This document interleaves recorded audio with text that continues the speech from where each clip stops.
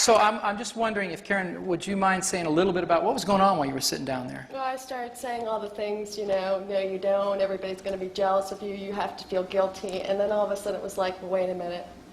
God wants everybody to be happy and successful in their life. And if God wants everybody to be happy and successful in their life, God wants you to be happy and successful in your life. Bingo.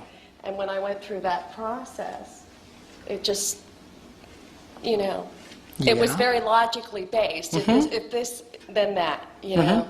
So did you tend to hear, was that a conversation going on in your head more than anything else? But then as soon as I realized that, I felt like just kind of like a lifting, like a happiness type of thing. Well, I think that I deserve happiness, and success might have something to do with the feeling getting to come in for a change.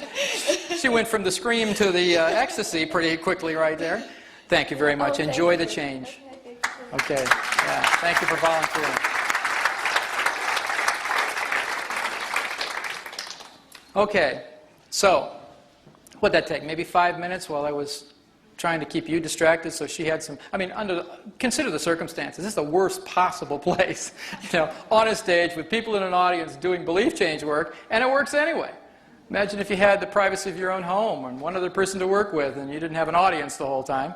How simple things are. It's just been remarkable, my experience in the change work. When this work came in, and I say came in because I didn't sit down and analytically develop Psych-K. It really was one of those born out of a moment of terrible frustration with graduate school training and other things I tried. All of a sudden, entire patterns of change were just downloaded in my computer. I went into my house literally and typed the information into a computer and said, okay, that's interesting. I wonder what that's about. And then I just read off the sheets and learned to work that way. It was very interesting. And this was 14 years ago.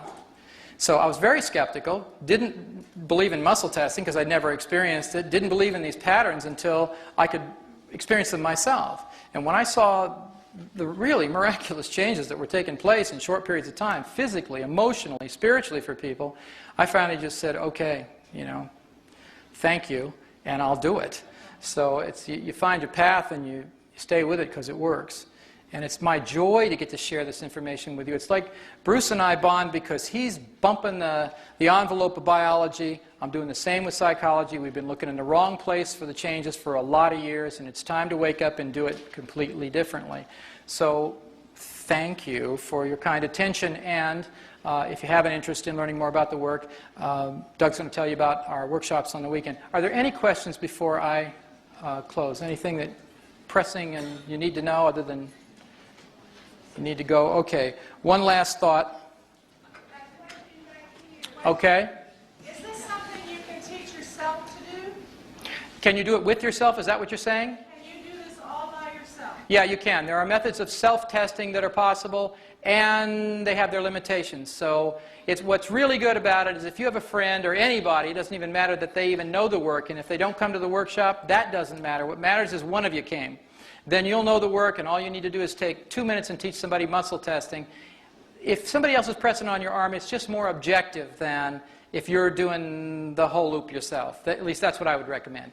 A lot of people do it, and I honor that, but I would rather have somebody else testing me than me testing myself, especially when the issues are really where the rubber meets the road. Okay? All right, so final thought. Remember that your beliefs determine the limits of what you can achieve. As Henry Ford put it, if you believe you can, or if you believe you can't, you're right. Good night.